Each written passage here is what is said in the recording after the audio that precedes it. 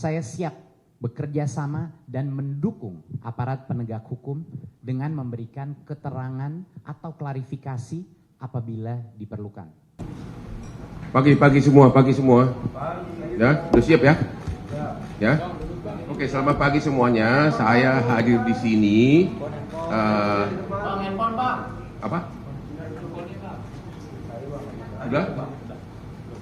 Saya hadir di sini sebagai pengacara dari Pak Nadiem, dan di sebelah ujung juga pengacara Pak Ali, ya. Kemudian di sebelah kiri saya asisten saya Ibu Hana, ya. Hari ini Pak Nadiem akan memberikan klarifikasi hal-hal terkait sehubungan dengan sebagaimana Anda sudah dengar dan baca sendiri di media cetak tentang pengadaan laptop di Kementerian waktu beliau masih menjabat, ya. Tanpa harus membuang waktu, saya persilakan dulu Pak Nadiem untuk memberikan pointer-pointer yang penting. Nanti pada saat ada jawab, mungkin kita juga akan ikut memberikan klarifikasi. Terima kasih, silakan. Terima kasih Pak Hotman, Mas Ali. Assalamualaikum warahmatullahi wabarakatuh. Salam sejahtera untuk kita semua. Om Swastiastu, Namo Buddhaya, salam kebajikan, Rahayu. Terima kasih atas kehadiran rekan media pada hari ini.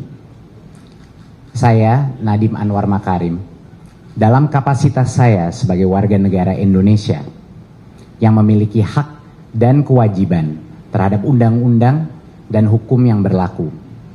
Melalui kesempatan ini, saya hendak menyampaikan pernyataan sehubungan dengan dugaan korupsi program digitalisasi pendidikan pada saat saya menjabat sebagai Menteri di Kemendikbudristek. Pernyataan ini saya sampaikan sebagai bentuk tanggung jawab moral dan komitmen saya terhadap transparansi, integritas kepemimpinan saya, dan kepercayaan publik. Di tahun 2020, krisis pandemi COVID-19 bukan hanya menjadi krisis kesehatan, tetapi juga menjadi krisis pendidikan. Kemendikbudristek harus melakukan mitigasi dengan secepat dan seefektif mungkin, agar bahaya learning loss atau hilangnya pembelajaran bisa kita tekan.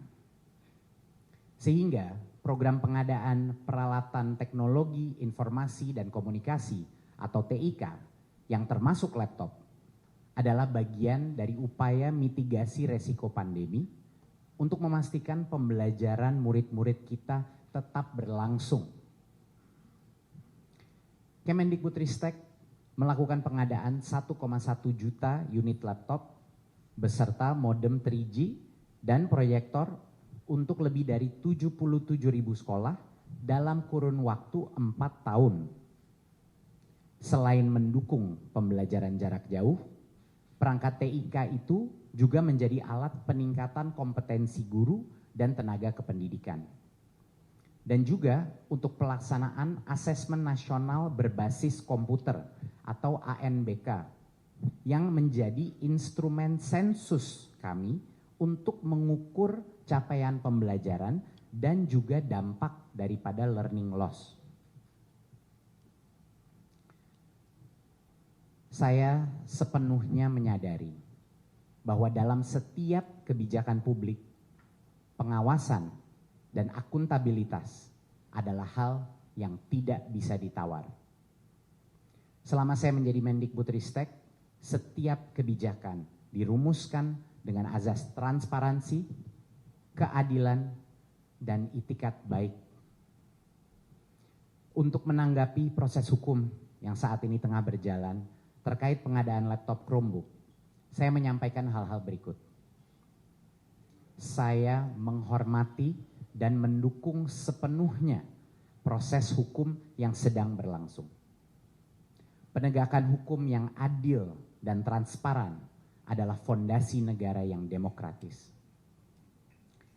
Saya siap bekerja sama dan mendukung aparat penegak hukum dengan memberikan keterangan atau klarifikasi apabila diperlukan. Saya percaya bahwa proses hukum yang adil akan dapat memilah antara kebijakan mana yang dijalankan dengan itikat baik dan mana yang berpotensi menyimpang dalam pelaksanaannya. Saya tidak pernah menoleransi praktik korupsi dalam bentuk apapun. Saya mengajak masyarakat untuk tetap kritis, namun adil. Tidak terburu-buru dalam menarik kesimpulan di tengah derasnya opini yang dibentuk. Saya percaya masyarakat Indonesia berhak mendapat kejelasan dan keterbukaan. Saya berkomitmen untuk bersikap kooperatif demi menjernihkan persoalan ini dan menjaga kepercayaan terhadap transformasi pendidikan yang telah kita bangun bersama.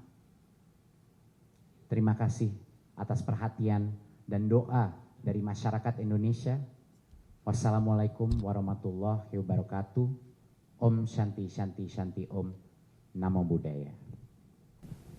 Oke, jadi intinya ada dua inti pokok, yaitu Saudara Nadiem menghargai kewenangan kejaksaan untuk melakukan proses penyidikan.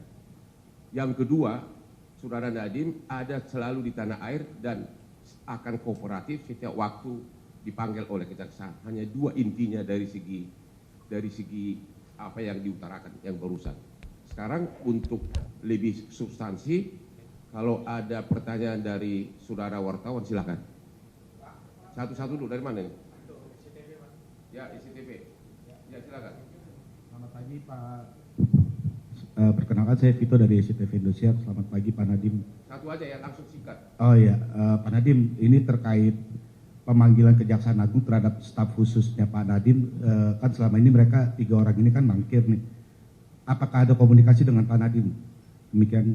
Kalau itu kami jawab bahwa sepanjang menyangkut staf khusus itu tidak ada kaitannya langsung dengan Pak Nadiem dan tidak ada komunikasi. Ya. Saya Pedro dari Tempo. Mas izin menanyakan, kenapa waktu itu pengadaan laptopnya itu dipilih untuk menggunakan Chromebook dan bukan Windows?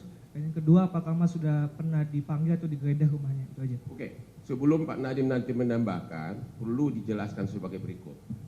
Bahwa sebelum periode beliau sebagai menteri, memang pernah ada penelitian khusus untuk 3T.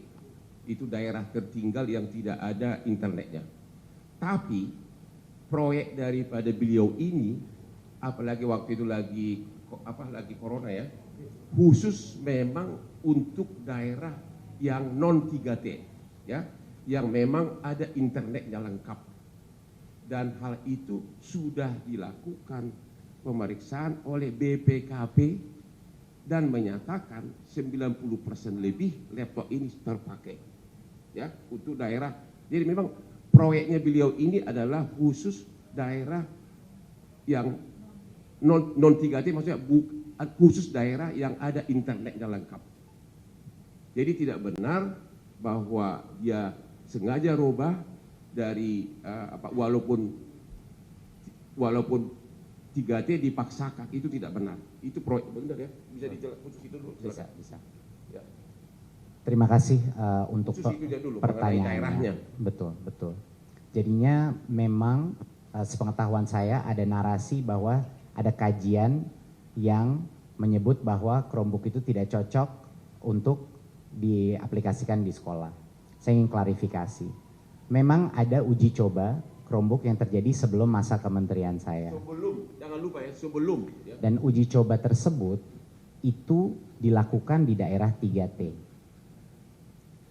Saya ingin mengklarifikasi bahwa proses pengadaan laptop yang terjadi di masa jabatan saya tidak ditargetkan untuk daerah 3T.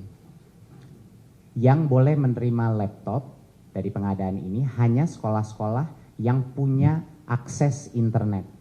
Itulah alasannya juga pengadaan ini bukan hanya laptop, tapi juga ada modem Wi-Fi 3G dan juga proyektor dan lain-lain yang diberikan untuk bisa mengakses internet itu. Jadi Kemendikbudristek membuat kajian yang komprehensif Tapi targetnya itu adalah bukan daerah 3T. Dan di dalam Juknis sangat jelas hanya boleh diberikan kepada sekolah yang punya internet. Ya. Nah, untuk menjawab mengenai kenapa Chromebook, ya, ini menurut saya sangat penting bahwa dalam pengadaan sebesar ini kita harus selalu berhati-hati dan melakukan kajian dengan detail. Tim di Kemendikbudristek melakukan kajian mengenai perbandingan antara Chromebook dan operating system lainnya.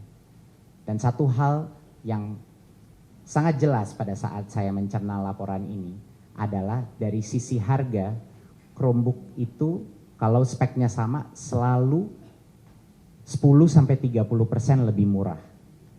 Dan bukan hanya itu saja, operating systemnya Chrome OS itu gratis, sedangkan operating system lainnya itu berbayar dan bisa berbayar sampai 1,5 sampai 2,5 juta tambahan. Di luar itu ada berbagai macam fungsi, mohon rekan media mengingat bahwa ini adalah untuk fungsi pendidikan, di mana keamanan murid-murid dan guru-guru kita menjadi prioritas di Kemendikbudristek.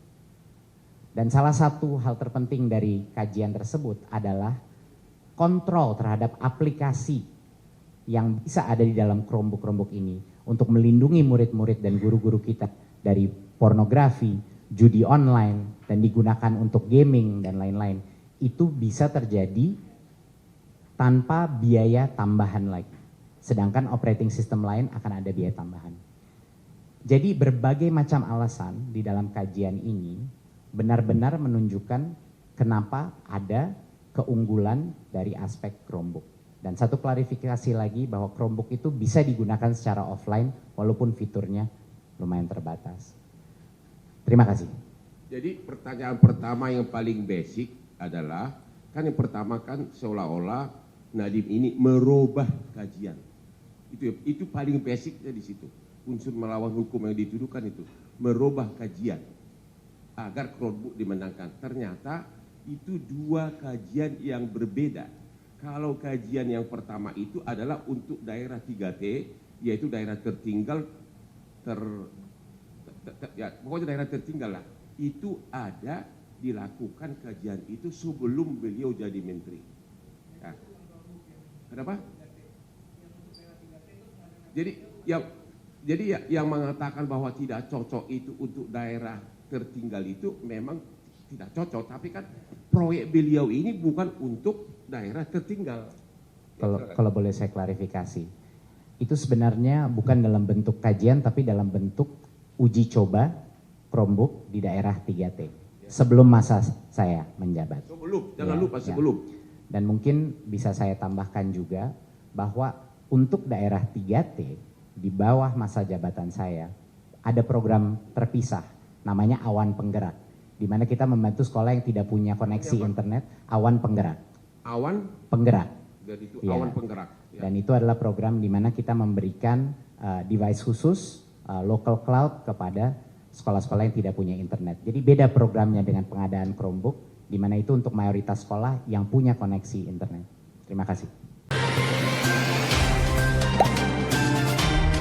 Dengarkan berita bersuara. Klik fitur text to speech di inews.id.